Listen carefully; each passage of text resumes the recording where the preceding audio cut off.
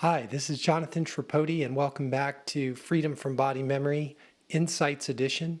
This is episode 7, and in this edition, we're going to talk about the invisible anatomy of the body. This means that you have anatomy that isn't visible to the eye or X-ray.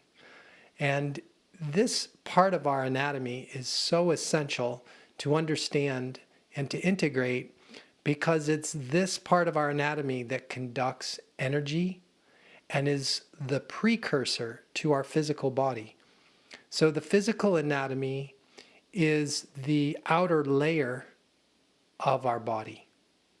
The physicality of our body is the outer layer. The inner layers are the more energetic ones that influence the physical layer. So when we talk about health, and when we talk about pain, and we talk about healing and transformation, it involves very directly an interaction with and ultimately a change in the physical anatomy, but also the energetic anatomy, the invisible anatomy. So we want to ultimately restore the flow of energy through our physical body. And therefore, the energetic anatomy of our body, the invisible anatomy, is a good place to focus our attention. Specifically, the meridians of the body, the chakras of the body, the prana or chi of the body. These are terminologies. Oh, let's not forget Kundalini. All right. So we have various terms for different types of energies. We're going to talk about them and the anatomy that conducts them. So first, let's talk about meridians. Meridians are these lines of energy that extend primarily vertically from the bottoms of your feet up your body to the top of your head. There are thousands of meridians in the body, but there are a few that are kind of the primary meridians of the body. So these meridians specifically interface with the organs. So you have a lung meridian, you have a heart meridian, a kidney meridian, a liver meridian.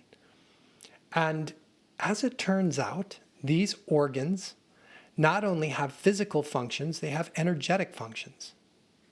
So specifically, the lung meridian, although it has to do with oxygen and carbon dioxide, in terms of bringing oxygen into the body, oxygen at a fundamental level is chi or prana.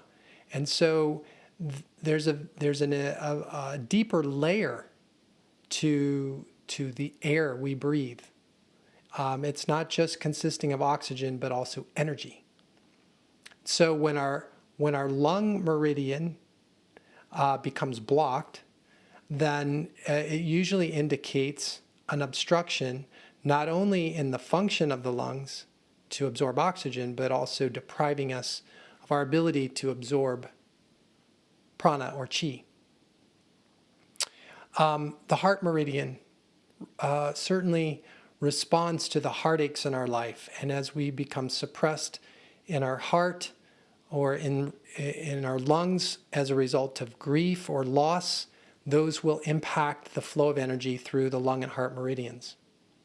Interestingly enough, these meridians pass from our central to our body, and they pass down the arms. So they go across the shoulders and down the arms to the hand. So people who develop shoulder symptoms, shoulder pain, or hypermobility, or sometimes dislocation, can have obstructions in the heart and lung meridian, and those obstructions could have emotional sources. The suppression of heartache and loss, grief. Now we have the liver meridian, and the liver meridian is interesting too because it passes from the leg. It goes up from the big toe and in on the inside of our legs, passes across the pelvis, and of course across the liver. And the liver has to do not only with the detoxification of chemical toxins in our body, from foods, from the water we drink, from the air we breathe. These toxins get detoxified in the liver, but the liver also represents the seat of the soul on an energetic level. And where the liver has a lot of power, a lot of energy. It's like the transmission in your car. It's where the bulk of the power is. And so what happens when we enter into suppressed states around anger, when we get suppressed in our anger, it obstructs the flow of energy through the liver. And so you'll see blockages in the liver as a result, in the liver meridian. People might have discomfort in their legs, in their hips, in their groin, in their knee. But if you follow those pain symptoms and you look to see where those pains actually exist, if they're on the inside of the leg, it could have to do with an obstruction to the liver meridian. People with those obstructions also have a right-sided lean. Their body leans to the right side when they walk. This is very common. I love watching movies and observing these actors and actresses walk and move. I love William Shatner, Captain Kirk. I'm a big Star Trek fan. He had a hard right-sided lean. In astrology, he's an Aries. That's a fire sign. The element that the liver works with is fire. So there's a lot of heat there. You suppress that, and you get a hard right-sided lean. There's kidney meridians, gallbladder meridians. Essentially, when you have obstructions in the energetics of a particular organ, whether it be the energetics of grief, sadness, the energetics of anger, or fear. Fear relates to the kidney meridian. Bitterness and resentment relates to the gallbladder. However, we have, like the large intestines, has to do with elimination, letting go of the past. Small intestines has to do with absorption. How open are you to receive nutrients, love in your life, abundance? Your receptivity is expressed by the condition or health of your small intestines, which is reflected through the energy passing through your small intestine meridian. So there's physical functions and there's energetic functions. And again, we're coming back to this perspective, this paradigm that the body is an energetic medium. It's a communication medium. It transmits energy, all the fluids, all the tissues, including the organs. All right. Now, along the spinal column are a concentration of meridians. They all run vertically from your sacrum or tailbone all the way up your spine to the top of your head. This is the most powerful energetic highway in the body, is the spinal column. Okay, so it has the spinal column and then including your head, it houses your brain and spinal cord, your central nervous system. Okay, so it makes sense. There's a lot of energy going through that organ. And the meridians are paired. They're lined up along the spinal column. And they also conduct a lot of energy, and that energy is referred to as Kundalini. So Kundalini resides at the base of the spine and then ascends up the spinal column to the crown. Now, Kundalini is referred to as, life force energy.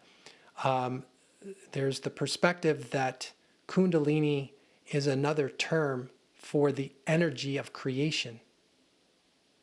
So it's paired with sexuality, because we create with sex, right? We reproduce human beings. A plant reproduces a leaf on its branches, and that might be because of the Kundalini life force that permeates that plant. Now, is the Kundalini isolated to the body, or is the body a channel for Kundalini, which actually exists all around us? Is all of creation pulsing with Kundalini energy, creative life force? Well, whatever name you want to give it, there does seem to be a creative dynamic in the universe, and it seems to be constant. It's highly dynamic. Where the source of that comes from will leave a mystery. What name you want to give that creative life force, we can also table for now. But I think more importantly is to appreciate that this physical human body vehicle that we inhabit has the energetic organs, to transmit the energy of creation. And it's not just for reproducing human beings. So this creative energy, if you wish, Kundalini energy, it isn't isolated to reproducing human beings. It reproduces cells in the body. It reproduces cells. When old cells die off, new ones are born. What's driving that reproduction? When you're creating in your life, creating a home, creating a family, creating a new way of approaching, working with your finances. You're getting creative in the yard. That creative, where's the juice for that? Where's the energy coming from that? It's my proposition here that Kundalini or creative life force is one of the primary, if not the primary energy that's pulsing through our physical body. That's why it's so important, number one, to have that spinal column open and unobstructed for that energy to enter and flow through us and have such a positive impact on the rest of our body and a positive creative impact in our life. People who experience low vitality, a lack of creativity, who are feeling old in their body instead of young, this sense of deadening in the body, they're probably obstructed in their creative life force. When your creative life force is really flowing, you're highly creative, you're vital, you're alive. Problems in life are interesting because there's one perspective around problems, and that is that problems are an issue with creativity. I have this issue in my life. I don't know what to do with it. I don't know how to handle it. Maybe you tried one or two things, they didn't work, and now you're like, if those two things didn't work, I don't have any other answers. So really what we're saying is, I don't have access to creativity. And part of that could be you don't trust it. When children are really young and they're creating all the time in their life, they're not concerned about whether they're doing it right or not. Adults are always worried about doing it right and failing, and the repercussions of that, and the responsibility to be sure you do it right. And all of that is a good thing to an extent, but taken to an extreme can really compromise the flow of creative life force in your body. People who are highly creative rarely have problems per se because they actually look forward to issues because it's an opportunity to apply creativity. Let's see what we can do. Let's try this, let's try that. So creative life force is very, very powerful. It's an ally, and it's actually necessary for us to be healthy and vital in our life, and be fulfilled and joyful in our life, because being creative is life-giving. Watch somebody do something in a routine way over and over again, day after day. Okay, observe the energy of that person, and observe somebody who wakes up and says, like, life's an adventure, I don't know what I'm doing, and I can't wait to creatively explore it. So that's the difference from like a young child waking up with that kind of creative energy and an adult waking up, getting ready to go to work and do the same thing they do every day. Slightly different, not judging the routine, but just letting you know, like, the life-giving energy of creativity cannot be underestimated or undervalued. And especially as we get older and life becomes more and more familiar, more and more repetitive, we really need that creative energy to renew our relationship and experience of ourselves, and renew our approach to life, renew our approach, to approach it differently in a way we've never done before. And you watch the energy come back, the energy of that creative approach just revitalizes you. So, people are the most obstructed. Like when you look in the bottle, of course, you may not be doing this, but for me, because my career has been built around working on people's bodies, what I have noticed, insight number one, is the spinal column is where the most obstruction are found. That's where the body memories are mostly stored, at the core of the body, down the center of the body. Now, to dive into maybe why that is the case, we may have to dive into now another energetic organ of the body. And I call these the chakras.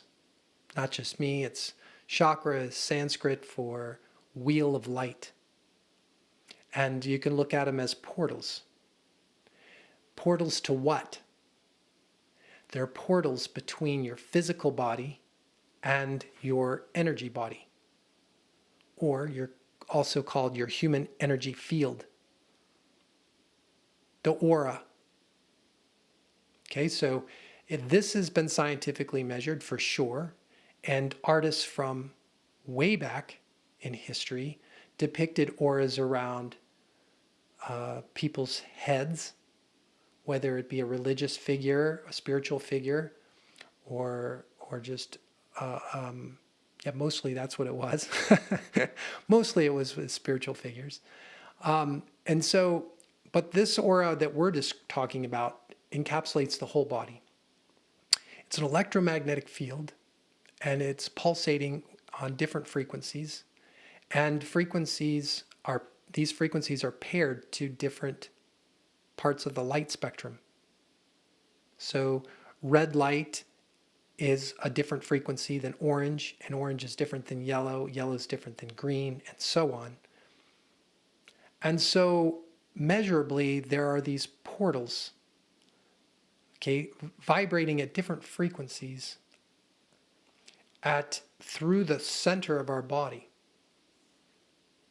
And in ancient spiritual texts, they describe these portals very clearly. It's in the Hindu culture, in the East Indian cultures.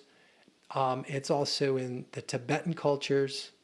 It's in the Chinese cultures. So when you dial back in history with these cultures, and you look into not just their medical system, but their spiritual system, all of yoga embraces the chakra system and describes these energy portals. So people were really sensitive at one point. We've been desensitized a lot by our our society that's all filled with conveniences and technology. But way back when, people didn't have any technology. It was just your body and nature. That's it. And your body in relationship to the elements: fire, water, air, earth. And so people were in a heightened state of sensitivity and awareness and energy. They were in a communal state and a flow state with energy. And then if you take a certain subgroup of those people who were called to be on a spiritual path and cultivate their awareness even more and cultivate energy through their body, they started to feel these portals. They started to feel the sensation of energy moving through their body. They developed systems around it. Yoga is one of them that involves these physical practices of entering into certain positions to help circulate the energy of our energy field and circulate it through our physical body. Now, yoga has an agenda. They're not just doing this for fun, although it is enjoyable. They recognize that at the top of the chakra spectrum, so from the bottom, we have the first chakra, or the root chakra, which is at the base of our spine. But as you move up the spinal column and you get to the top of the head, you have the crown chakra. And the crown chakra, it vibrates at the highest frequency. And so the agenda of yoga is to free up the circulation of energy in your body so that it can all ascend as much as possible to your crown chakra. And when that happens, you have expansive states of consciousness.